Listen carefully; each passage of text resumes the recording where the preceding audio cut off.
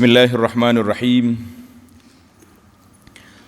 Alhamdulillahi rabbil alamin wassalatu wassalamu ala rasuli rabbil alamin nabiyyina wa habibina wa qudwatina Muhammad ibn Abdullah wa ala alihi wa sahbihi wa man walah, amma ba'du. Alhamdulillah, kita panjatkan kesyukuran kepada Allah Azza wa Jalla di atas limpah kurnia-Nya kerana mengizinkan kita untuk hidup atas dunia Dia dan mentaufikkan kita untuk terus belajar walaupun secara di alam maya atas talian, kata orang. Kita pada pagi ini Rabu 13 hari bulan 1 2021, sekali lagi pihak kerajaan telah mengisytiharkan PKP kepada beberapa buah negeri dan PKPB kepada negeri kita dan sekitarnya. Kita kata alhamdulillah ala kulli hal. Kita puji Allah Ta'ala dalam semua keadaan, susah atau senang. Wa na'udzubillah min hali ahli dhalal. Kita minta berlindung Allah Ta'ala daripada keadaan orang yang sesat. Orang yang sesat, orang yang tak baik, bila kena ujian senang, dia lara. Bila kena ujian susah, dia tak sabar. Lah, orang mukmin dua, senang syukur, susah sabar. Dan kita berdoa kepada Allah SWT bi asma'ihil husna wa sifatihil ula, supaya Allah Ta'ala selamatkan kita dan keluarga kita dan semua hadirin hadirat di alam nyata, di alam maya. Semoga Allah Ta'ala selamatkan kita daripada bencana, segala bencana, khasnya bencana COVID yang melanda ini. Mengikut dalam bancian semalam, 3,000 lebih yang positif satu hari saja. Maka kerajaan isytihar PKP dan Duli yang di-Pertua Agong mengisytiharkan darurat. Ini semua dipanggil secara yang tercatat. Bagi kitanya darurat ke tak darurat, hubungan kita dengan Allah Azza wa Jalla jangan putus. Sahabat-sahabat yang sudah dikena PKP, ingat, kita tak boleh pergi ke masjid, tapi kita berhubung dengan Rabbul Masajid, Tuhan segala masjid ini, di bawah kuasa Dia belaka. Jangan kata aku putus dari masjid lah. Hati kita terikat dengan masjid, hati kita bergantung, sentiasa teringat kepada masjid. Walaupun kita ada di rumah, tapi amalan kita macam di masjid. Solat berjamaah dengan keluarga, berzikir pada waktu pagi, ikut kuliah-kuliah online yang kita sediakan ini. Siapa sajalah ustaz-ustaz yang kita pilih, biar ada pengajian. Jangan banyak mengeluh, banyak berdoa. Jangan banyak mengadu kepada manusia, mengadulah kepada Allah. Jangan banyak duk komplain sana sini. Kita komplain diri kita yang malah ibadat, suka melakukan maksiat, banyak kecuaian, banyak kelaraan dalam hidup. Itu sepatutnya kita. Kalau duk main qila waqala, duk ikut kau buat pengulas buat politik ni, kita pun serabut, pening kepala, tidak ada ketenangan dalam hidup. Yang tenangnya apabila kita kembali kepada Allah Azza wa Jalla. Mudah-mudahan langkah yang diambil oleh pemerintah ini bermanfaat insya-Allah untuk membendung segala wabak. Sama ada wabak COVID, wabak-wabak lain yang melanda, wabak macam-macam wabak. Orang Arab kata al-jununu funun, gila tu banyak macam. Mudah-mudahan Allah Ta'ala selamatkan kita, keluarga kita, masyarakat dan negara kita daripada segala wabak, insya-Allah. Baik para jemaah sekalian, itu hari ini dalam sejarah yang dicatatkan untuk kita dan juga keluarga kita nanti pada tarikh hari ini. Kita teruskan pengajian kita dalam tafsir Suratul Ra'di. Suratul Ra'di, surah yang ke-13, juzuk yang ke-13. Permulaan perbincangan kita ayat yang ke-19. Tanda ayat yang ke-19. InsyaAllah dalam perbincangan kita ini kita akan tengok siapakah ulul albab yang Allah Ta'ala sebutkan sifat mereka 9 sifat ulul albab dan 3 sifat manusia yang celaka, na'uzubillah. Kemudian Allah Ta'ala tutup, insya-Allah kita sempat pergi kepada memahami sumber rezeki kita ini semuanya daripada Allah. Pergi kepada ayat yang ke-19. A'udzu billahi as-sami'il 'alim minasy syaithanir rajim. Afaman ya'lamu annama unzila ilayka min rabbikal haqqu kaman huwa a'ma. Innama yatadhakkaru ulul albab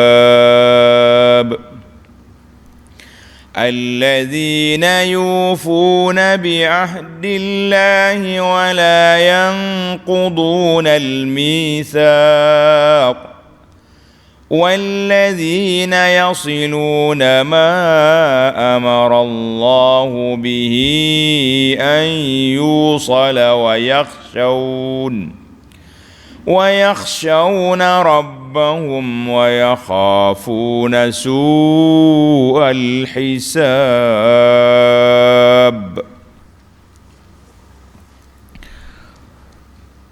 Afaman ya'lamu annama unzila ilaika min rabbikal haqq kaman huwa a'ma. Allah Ta'ala buat pertanyaan. Maka ada ke orang yang mengetahui, orang yang beriman, orang yang tahu bahawa Al-Quran yang diturunkan kepadamu wahai Muhammad sallallahu alaihi wasallam itu perkara yang benar. Samakah dengan orang yang buta mata hatinya? Kita kata memang tak akan sama sampai bila-bila, kan? Mana nak sama? Allahu Akbar. Tengok dalam ayat lepas Tuhan kata hal yastawil a'ma wal basir. Sama ke orang buta dengan orang celak? Tak sama. Itu ayat 16. Ayat 17, kadzalika yadribullahu al-haqqa wal batil. Allah Taala buat bandingan yang baik dengan yang batil. Yang hak dengan yang batil. Kita dah bincang semalam tentang bagaimana gambaran Allah Taala bawa turun hujan. Ada turun hujan, maka hujan itu membersihkan benda-benda yang baik, air yang comel tersimpan, buih-buih hanyut. Api membersihkan logam yang baik duduk tersimpan, sampah-sampah ataupun karak-karak dia, daki-daki dia, kotoran dia dicampak. Demikianlah kebenaran itu tetap akan terserlah di mana saja, bila saja, yang batil itu tetap akan hilang. Maka di sini Allah Ta'ala sebut kepada kita, sama ke tidak? Orang yang telah belajar Quran, yang telah tadabbur Quran, yang telah mengaji Quran, dia pun tahu ini benar, yang ini salah. Quran ini turun kepada Nabi kita Muhammad sallallahu alaihi wasallam. Orang yang beribadat kepada Allah Taala, orang yang tak beribadat, maka orang yang buta dengan tuli mata hati dia, sama ke dengan orang celak, dengan orang sedar? Kita kata tak mungkin sama. Tak mungkin sama. Maka Allah Taala sebut pada kita, innama yatadhakkaru ulul albab. Sesungguhnya orang-orang yang mahu memikirkan hal itu hanyalah orang yang berakal sempurna. Dia panggil ulul albab. Baik, sekarang ni kita akan masuk kepada ayat 20 sampai kepada ayat 25 ini, perbincangan 9 sifat ulul albab. Para pelajar, tuan-tuan dan puan-puan, tanda mudah-mudahan insya-Allah kita termasuk di kalangan orang yang beramal 9 sifat ulul albab yang dipuji oleh Allah Azza wa Jalla ini. Kemudian kita akan tengok pula kumpulan-kumpulan yang tidak baik. Sebagaimana kata di para ulama, kita belajar benda buruk bukan nak jadi buruk, kita belajar benda buruk untuk menjauhkan diri daripada keburukan. Tapi yang kita naknya, kita belajar yang baik sebab kita nak jadi orang baik, insya-Allah. Letak nombor 1. Nah, kalau Quran sendiri tanda sudah nombor 1. Allazina yufuna bi ahdillah. Ini sifat yang pertama. Orang-orang yang menyempurnakan perjanjian dengan Allah. Siapa dia ulul albab? Orang yang menyempurnakan perjanjian Allah. Yufuna bi ahdillah. Mereka berjanji, janji dengan Allah ataupun janji dengan nama Allah. Tengok nota di bawah, nota 45. Siapa dia mereka ni? Yakni yang meliputi perjanjian yang berhubungan dengan Allah Ta'ala. Yang pertama sekali kita berjanji nak beriman kepada Allah. Di alam zuriat dulu Allah Ta'ala telah tanya, alastu bi rabbikum? Qalu bala. Semua jawab, ya, benar, engkaulah Tuhan kami. Tapi bila keluar ke dunia, lupa diri, lupa daratan, langgar balik perjanjian dengan Allah, maka itu orang manusia yang binasa. Jadi orang yang berjanji dengan Allah untuk beriman dan mematuhi perintahnya dan perjanjian yang berhubung dengan sesama manusia dalam segala lapangan hidup. Kita berjanji dengan siapa? Dengan mertua kita nak ambil anak dia, nak jaga. Tiba-tiba bila jadi bini kita tak jaga, biar dia pergi sana sini, solat ke tidak ditanya, tutup aurat dengan sempurna pun kau tidak, habis. Ini dia panggil suami dayus yang tidak bertanggungjawab. Kita dengan anak-anak kita sama juga. Bila kita boleh anak, bermakna anak itu di bawah tanggungjawab kita. Kita kena bagi nafkah, kena bagi pendidikan, kena bagi kasih sayang, kena bagi, tiba-tiba tak bagi. Dengan manusia lain, jiran, tetangga, anak beranak, ahli-ahli perniagaan sama-sama dia. Ini semua perjanjian-perjanjian lapangan hidup yang tak boleh kita cuaikan. Sebab apa? Bila kita berjanji, kita kena tunaikan. Ini dak ni buat berjanji hari ni bahaya sekali. Nah, lebih-lebih lagi beli di alam maya ni. Nah, kita tengok comel bila mari siapa barang, Allahu akbar. Barang yang tak baik, barang yang punah, barang macam-macam. Maka ulul albab, orang yang menunaikan perjanjian, tunai janji. Jadi kita jangan, kalau kita berjanji jangan buat main. Apalagi kalau berjanji dengan orang ramai, dengan masyarakat awam. Nah, tiba-tiba kita senang-senang bila kita tak mahu tunai janji, macam-macam alasan pula kita buat. Kita kata itu sangat berbahaya. Al-ufuna. Jadi yang pertama, siapa berjanji, maka semua itu wajib disempurnakan dan ditepati. 1. Sifat yang kedua, orang yang ulul albab, orang yang baik ni siapa? Wala yanqudunal mitsaq. Dan sifat yang kedua, bila kita berjanji, kita tunai. Dan tidak sekali-kali merombak, mencabuli perjanjian yang telah diperteguhkan itu. Jangan tipu orang. Saya janji main-main itu, buat-buatlah.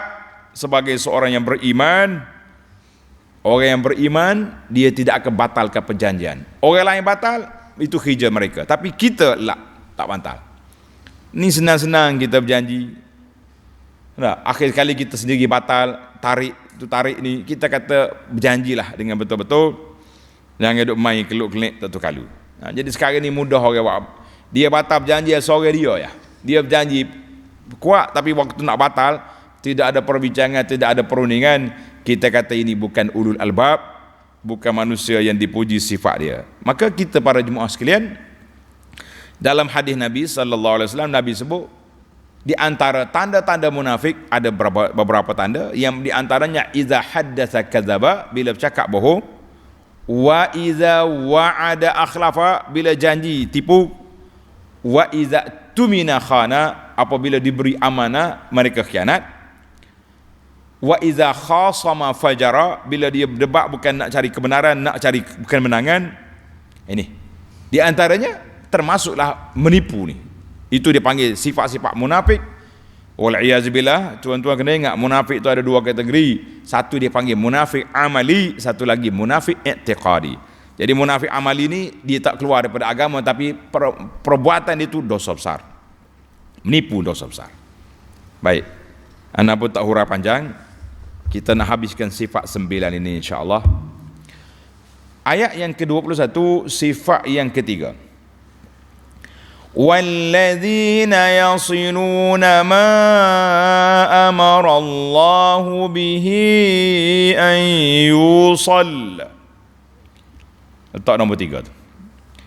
Dan orang-orang yang menghubungkan perkara-perkara yang disuruh oleh Allah Azza wa Jalla supaya dihubungkan. Apa dia? Tengok nota di bawah. Yakni segala perkara yang baik. Hak baik kita hubungi. Hak buruk kita putus. Kata orang kerapah, orang Kelantan kata. Jangan duduk mikir lagi. Terutamanya hubungnya silaturrahim dengan kaum kerabat. Hubungnya anak beranak, ni kita kena rapat. Allahu Akbar. Dan membantu orang-orang yang memerlukan bantuan. Apa makna hubungi silaturrahim? Tanda ni tuan-tuan. Kita ni kadang-kadang salah faham. Bila kita nak balik ke kampung, kita buat senara siap dah. Orang yang sentiasa ziarah kita, mari rumah kita, dia panggil top 10. Senara tertinggi. Kita kena ziarah dia ni sebab dia mari rumah kita. Kita kena pergi.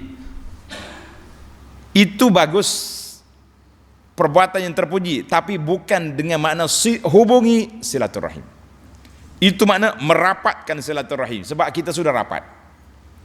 Makna hubungi apabila putus baru hubung. Kenapa tu? Buat apa tu? Nak hubung tali. Kenapa? Putus. Maknanya keluarga kita yang telah terputus hubungan. Dia ni lama tak jumpa kita ni. Lama tak mari rumah kita. Lama-lama orang ni kita pergi cari. Karena itu dalam hadis yang sahih, Nabi kita sallallahu bersabda, laisal wasil bil mukafi. Bukan makna orang hubungi itu orang balas kunjungan. La. Al wasil iza qata'ahu wasalah. Orang putus kita sambung. Itu makna wasil, orang hubungi silaturahim. Ulul albab kerja dia menghubungi silaturahim. Kita tengok. Lama tak pergi rumah pak cik ni. Lama tak pergi rumah putuk ayah ni. Lama tak jumpa kawan ni. Ziarah.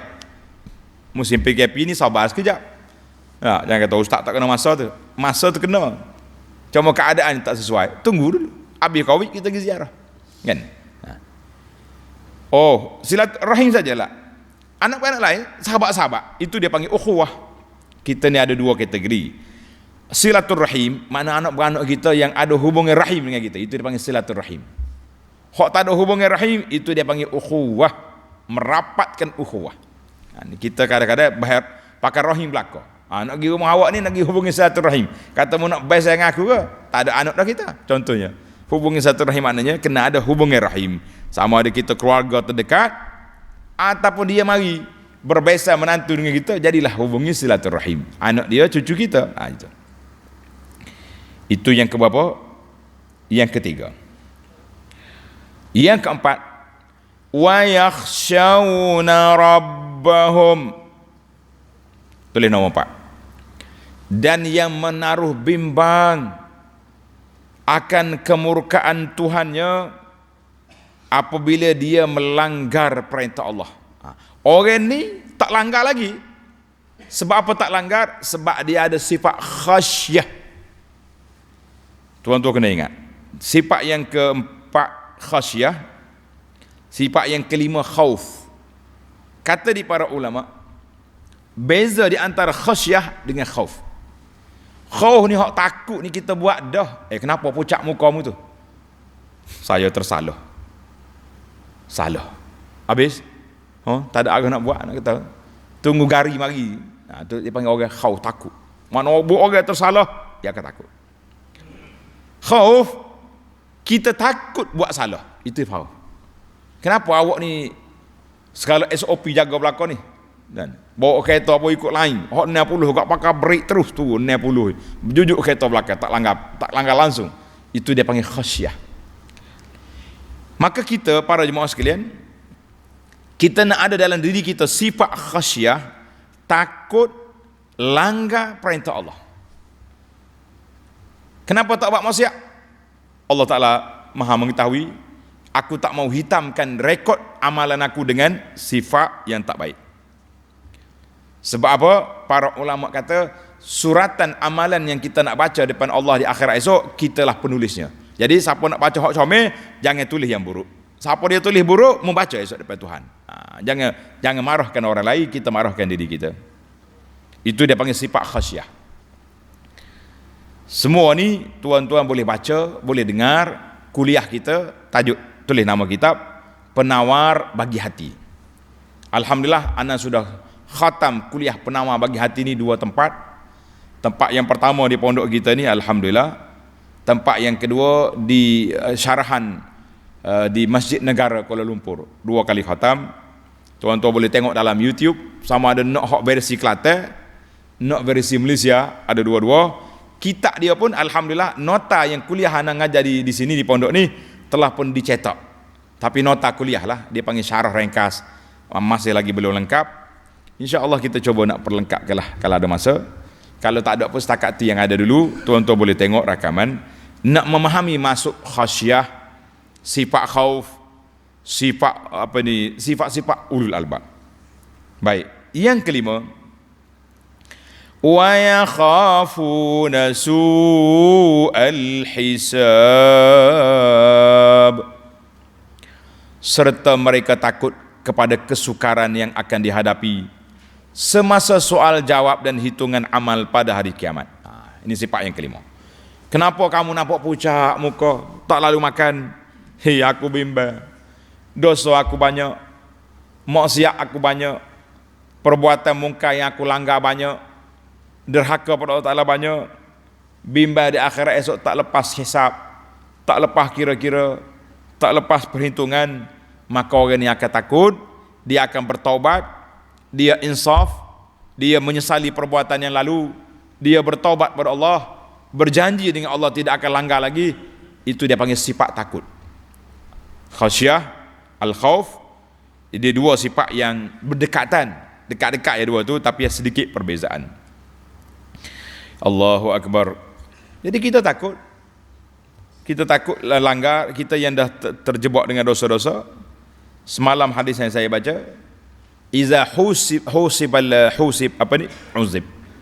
Nabi kata apabila orang itu ditanya oleh malaikat, sudah azab. Subhanallah. Tanya tu azab dah. Malaikat kata, "Hei, mau buat apa ni?" Pucak dah kita, menggigil. Kata orang nak terkencing dah kita. Dia kata, tanya begitu. Macam mana bila malaikat buka satu-satu fail amalan kita, ya Rabb, Allahumma hasibna hisaban yasira. Kata, Allahumma hasibna hisaban yasira. Allahumma hasibna hisaban yasira. Ya Allah, hitunglah kami di akhirat esok dengan perhitungan yang mudah. Kata Nabi SAW, perhitungan yang mudah itu iaitulah al-ardu, lalu ya depan malaikat. Dia panggil lorong hijau, lalu lepas. Walaupun kita tersalah di zaman muda, tapi kita sudah insaf, kita sudah bertaubat, kita sudah kembali kepada Allah. Setelah kita tua, kita kata alhamdulillah, Allah Ta'ala hidupkan kita sebelum kita mati dalam keadaan maksiat. Jadi kita sempat bertaubat. Itu nikmat daripada Allah yang tidak terhitung, yang tidak terhingga. Berapa dah kita? 5 dah. Baik, kita pergi kepada sifat yang ke-6 daripada 9 sifat. وَالَّذِينَ صَبَرُوا ابْتِغَاءَ وَجْهِ رَبِّهِمْ وَأَقَامُوا الصَّلَاةَ وَأَنفَقُوا مِمَّا رَزَقْنَاهُمْ سِرًّا وَعَلَانِيَةً وَيَدْرَؤُونَ بِالْحَسَنَةِ السَّيِّئَةَ أُولَئِكَ لَهُمْ عُقْبَى الدَّارِ. Tanda sifat yang ke-6, walladzina sabaru ibtigha'a wajhi rabbihim, dan orang-orang yang sabar kerana mengharapkan keredaan Tuhan mereka semata-mata. Tanda para jemaah, sabar ada 3 kategori. Sabar yang pertama, sabar melakukan ketaatan. Sabar yang kedua, meninggalkan maksiat. Sabar yang ketiga, menghadapi ujian. Jadi para jemaah sekalian, kita ni 3-3 kena serentak. Nak buat ibadat kena sabar, kalau tidak tak jalan. Nak sembahyang sunat malah ada setengah orang tu mari dah masjid, Lepas solat pakai cuh balik gitu ya. Ada majlis ilmu, tak tunggu pula. Orang mula bismillah kuliah dia start mutusikar balik. Nak gimana? Lapar, lepas tu pergi ke tandah ya, tak ada gimana. Kita duduk majlis ilmu banyak faedah boleh. Bila masjid lockdown barulah atas gambar menangis, tak ada pergi masjid. Subhanallah. Itulah manusia. Betul-betul Tuhan kata wa in ta'ud walau ruddu la'adu. Kalau aku atas balikmu dunia perangai lagu tu juga. Itulah perangai dia. Orang hak nak ilmu, orang nak solat berjamaah, masjid buka ke tutup sampai dia. Tapi hak jenis main-main ni, bahasa jenis buah besar ni, ketika tutup tu nak pergi masjid, waktu buka tak hari. Jadi sabar yang kedua, kita sabar nak meninggalkan maksiat, bukan senang. Sahabat-sahabat kita yang terjebak dengan sistem perniagaan yang tak baik ni, dia kata, waktu nak kempen dulu pun payah dah. Tapi kempen nak suruh tinggal setelah kita sedar, lagi payah, 10 kali ganda payah nak meninggalkan maksiat. Ini kita kata, sabar nak tinggal maksiat, payah. Betul lah hari ni kita tengok muda sampai ketua, orang yang kita dakwah suruh tinggal rokok, tak berhenti-henti rokok. Cuma kita janganlah sampai ke mereka nak mati pun minta rokok lagi, jangan. Baik, sabar yang ketiga, sabar menghadapi ujian. Kita diuji banyak perkara. Baru ni diuji dengan banjir, diuji dengan COVID. Ada sahabat kita positif COVID, kita doakan supaya mereka sihat dan Allah Ta'ala selamatkan kita insya-Allah. Dan mereka diuji dengan, mari pula ujian dengan PKP. Orang nak menega, orang macam-macam ujian. Mari pula ujian yang tidak stabil dalam keadaan masyarakat dalam negara. Itu semua ujian supaya la'allahum yarji'un. Tuhan nak kita balik pada Allah Azza wa Jalla. Baik. Yang ketujuh. Wa aqamus salah. Tulis. Sifat yang ketujuh, dan mendirikan salat. Bab solat ni kita dah bincang panjang dah. Yang ke-8, wa anfaqu mimma razaqnahum sirran wa alaniyah, serta mendermakan dari apa yang kami kurniakan kepada mereka secara bersembunyi atau secara terang-terangan. Jadi para jemaah ingat, derma ni dua cara. Ada waktu kita kena sembunyi, ada waktu kita kena zahirkan. Bila waktu zahir, waktu iklan besar-besaran. Mari tuan-tuan kita pakai kutub derma nak bina masjid. Orang elok kita zahirkan. Saya 1000. Orang lain pula sebelah. Saya. Jadi cepat naik. Itu dia panggil munafasah. Tapi kalau kita nak bagi derma ke mak ayah, nak bagi keluarga kita yang miskin, anak beranak kita, tak usah lagi derma tangi holor, handphone kamera berjalan, tak payah. Biar malaikat catat, cukup kita kata alhamdulillah. Baik, yang ke berapa dah kita? Yang ke-9, yang terakhir. Wa yadra'una bil hasanatis sayyi'ah. Ini yang ke-9. Dan mereka pula menolak kejahatan dengan cara yang baik. Orang buat jahat, kita jangan balas jahat. Biarlah kita jadi seperti pokok yang berbuah. Orang lontar kita dengan batu, kita bagi dia buah. Alhamdulillah. Itu kata-kata hikmah. Jadilah seperti buah, pokok yang berbuah, dilontar dengan batu, diluruhnya buah. Kecuali orang tak reti mekung. Dia lontar kena dah, pong atas kepala dia. Itu cerita lain. Bukan salah pokok, salah awak tak reti lontar kan. Kita jadi. Sekarang ni buang dalam sifat kita ni. Sifat orang Melayu ni ada satu penyakit. Melayu ke siapa ke supaya ya. Penyakit dianya, aku tak akan lupa hak mu buat aku dulu. Ni penyakit besar. Kita dulu dihina oleh orang, dikhianati oleh orang, duduk oleh hak tu, aku dulu aku lah. Belajar dalam kisah Nabi Yusuf, bila adik-adik dia mengaku salah, la tasriba alaikum, tak salah dah mu hari ni, tak apalah kita maaf-maaf. Lupakan hak dulu. Nabi Yusuf tak sebut langsung telaga, dia sebut dia keluar daripada penjara. Kita kata buat apa nak ulang-ulang. Ni aku tak lupa pas mati. Apa dia? Hak orang baik kita lupa pula. Orang buat sekali kau orang buat salah, duk ulang hak tu lah, duk ribai hak tu, dah duduk orang panggil duduk ulang tayang hak buruk. Kenapa duk ulang hak buruk? Hapuskan yang buruk. Idfa' billati hiya ahsan wa yadra'una bil hasanati sayyi'ah. Orang buat buruk kita bayar. Ada orang bagi tahu kita, dia tu kuat ngupak mu semalam. Pagi ni pagi lagi kita pergi atas roti canai rumah dia. Assalamualaikum. Allah teringatkan tajak semalam lagi. Kanyak dia. Ada kasah kau dia ni. Aku duk ngopak dia malam teringat aku dia. Allah. Lepas makan roti canai dia teringat benar kan tak ni ambil sikit 4-5 butir makan dengan anak-anak. Gua nak agak dia. Sujud kaki kata orang. Dah. Aku ngopak dia panjang malam. Dia mari atas roti canai hari ni. Gua nak agak. Idfa' billati hi ahsan. Wa yadra'una bil hasan. Tapi kalau orang ngopak kita 10, kita tes 100. Bahasa menata celaka tu. Mungkin aku tak reti nak jawab. Oh, sudah. Setan masuk selalu. Baik. 9 sifat. Ulaika lahum uqbad dar. Mereka itu sekaliannya 9 sifat tadi adalah disediakan baginya balasan yang sebaik-baiknya pada hari kiamat. Apa balasan? Tengok ayat 23. Jannatu adnin yadkhulunaha wa man salaha min abaihim wa azwajihim wa dhurriyyatihim wal malaikatu yadkhuluna alaihim min kulli bab. Salamun alaikum bima sabartum fa ni'ma uqbad dar. Allahu akbar. Tuhan kata, apa balasan yang aku nak bagi pada kamu? Jannatu adnin, iaitulah syurga adnin. Allahu akbar. Syurga adnin iaitu syurga yang kekal, yang mereka akan masukinya bersama-sama orang-orang yang mengerjakan amal soleh. Siapa dia? Ibu bapa. Ayah kita soleh, anak cucu kita soleh. Allah kalau aku tak setepak dari syurga, lagi gembira kita boleh duduk sekali. Subhanallah. Kita sekali-sekali nak hari keluarga dalam syurga, hari keluarga hari-hari.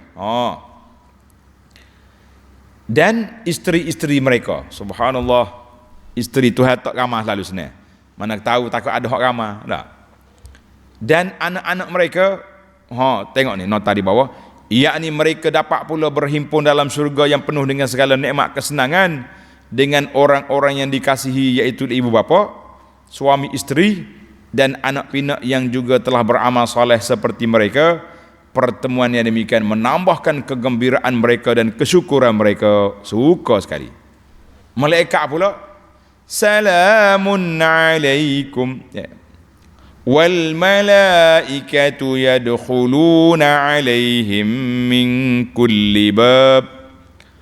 Sedang malaikat-malaikat pula akan masuk pada mereka dari tiap-tiap pintu. Malaikat mari, salamun alaikum bima sabartum. Allahu akbar. Memberi hormat dengan berkata, salam, selamat sejahtera kamu yang berpanjangan disebabkan kesabaran kamu, maka amatlah baiknya sebalasan amal kamu di dunia dulu. Malaikat dia panggil tarhib, welcome. Ucap selamat datang, salam. Para jemaah ingat molek, kalau orang baik, malaikat akan guna dengan salamun alaikum. Dia mari dengan salam dulu. Tengok dalam Al-Quran ni, salamun alaikum bima sabartum, rahmatullahi wa barakatuhu alaikum. Tengok. Salamun ala Ibrahim. Tapi kalau orang tak baik, dia tak mula dengan tu, dia mula dengan mu dulu. Tengok dalam ayat Tuhan kata, wa inna alaika la'nati. Ke atasmu, hei orang jahat, laknat aku. Alaihim dairatus saw. Ke atas mereka pusingan kejahatan. Maka di sini kata wa alaihim ghadabun. Kalau hak benci, Tuhan tak belakang hukuman, dia bui kepala dia dulu. Alaikum. Yang baik dia mula dengan salam, sejahtera ke atas kamu. Itu dia panggil ilmu tadabbur. Baik. Kita pergi kepada kumpulan yang buruk, 3 kumpulan saja. وَالَّذِينَ يَنْقُضُونَ عَهْدَ اللَّهِ مِنْ بَعْدِ مِيثَاقِهِ وَيَقْطَعُونَ مَا أَمَرَ اللَّهُ بِهِ أَنْ يُوصَلَ wa yufsiduna fil ard ulaika lahumul la'natu wa lahum su'ud dar. Allahu akbar. Na'udzubillah. Ini sifat buruk Allah Ta'ala sebut dua-dua dalam Quran, yang baik, yang buruk, syurga, neraka. Dia dua tu ya lawan dia. Wallazina yanquduna ahdallahi min ba'di mitsaqi. Tulis nombor 1, sifat manusia celaka. Dan sebaliknya, orang-orang yang merombak, mencabuli perjanjian Allah sesudah diperteguhkan. Kita ingat tadi, min ba'di mitsaqihi. Dia buat perjanjian, dia langgar. Segala janji dengan Allah langgar. Janji dengan orang langgar. Janji dengan siapa pun langgar. Maka orang ni orang yang sifat yang buruk, tak baik. 1. Sifat yang kedua buruk, wa yaqta'una ma amara Allahu bihi an yusal, dan memutuskan perkara-perkara yang disuruh oleh Allah Ta'ala supaya diperhubungkan. Tuhan suruh hubungi silaturahim, kita buat balah dengan keluarga pula.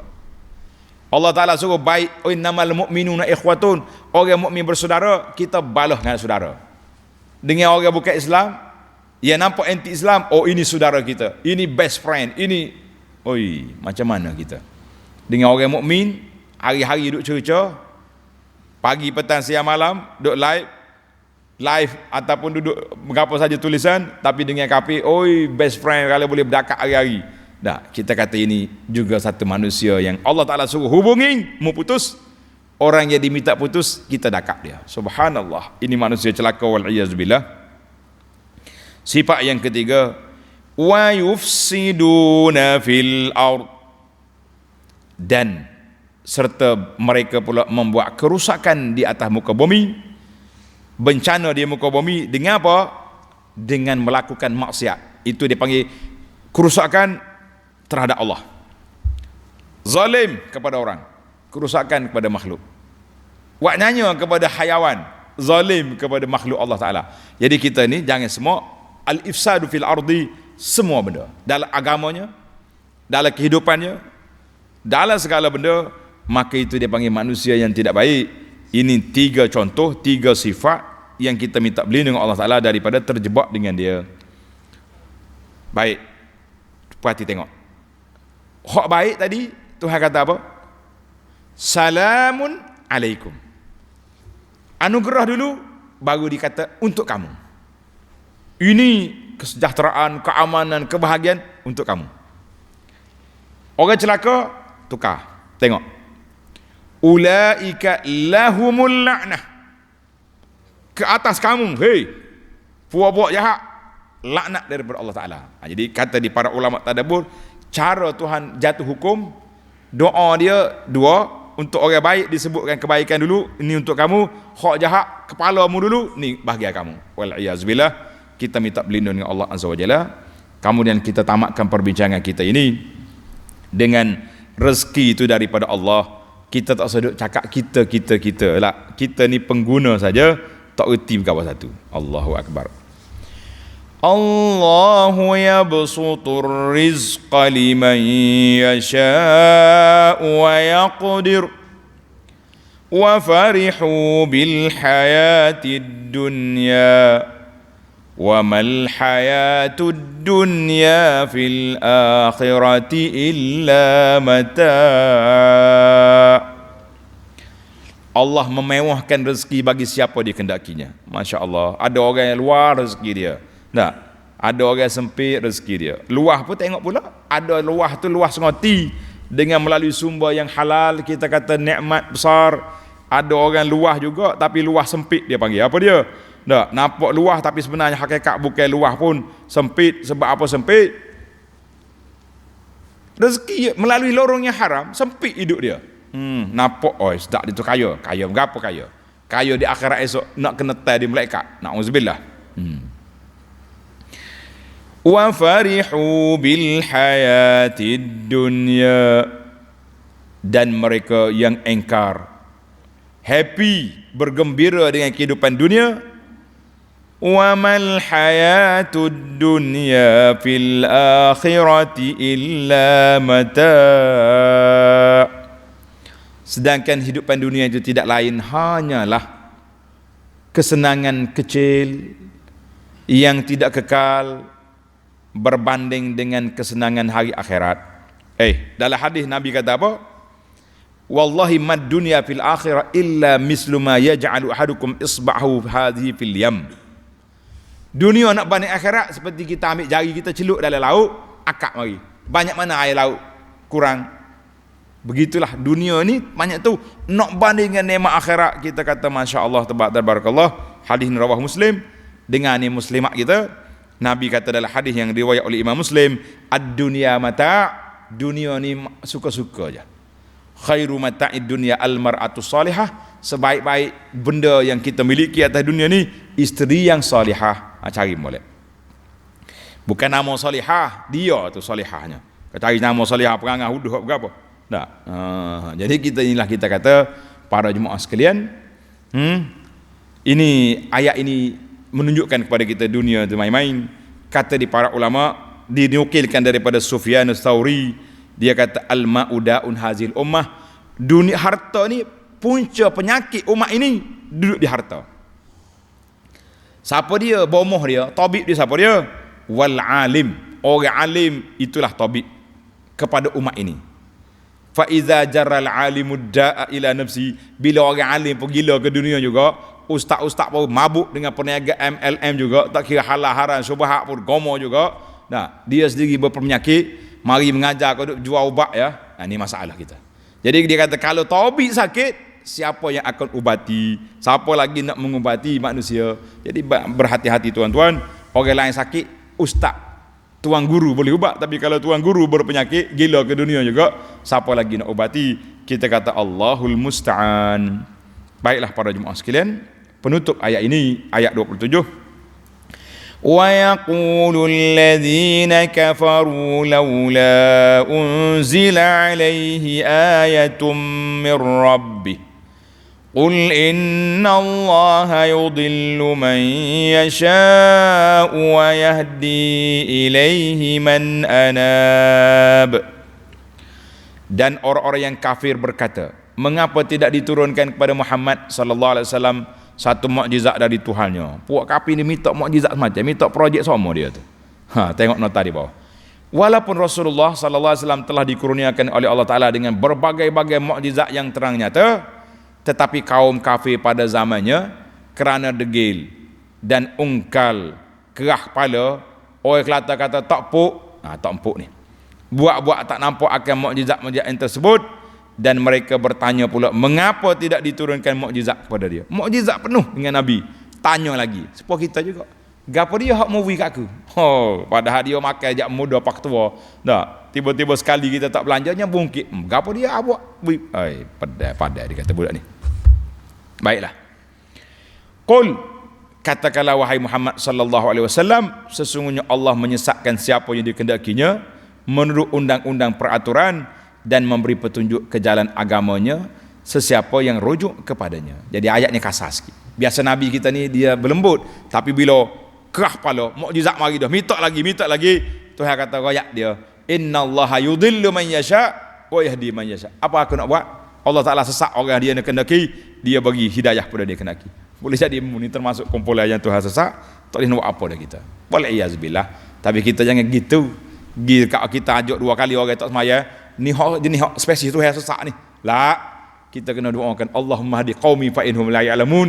Ya Allah, berilah hidayah kepada aku dan kaum aku, mereka masih belum mengetahui. Mudah-mudahan Allah Taala kembalikan kita semua dan orang-orang yang masih lara leka sampai ke rumah Allah, sampai ke bersimpuh di hadapan Allah Azza wa Jalla, dan kita semua mati dalam keadaan husnul khatimah insya-Allah. InsyaAllah kita sambung lagi dalam ayat 28 dalam sidi yang akan datang. Subhanakallahumma wa bihamdika asyhadu an la ilaha illa anta astaghfiruka wa atubu ilaih. Wa sallallahu ala nabiyyina Muhammad wa ala alihi wa sahbihi ajma'in. Walhamdulillahi rabbil alamin.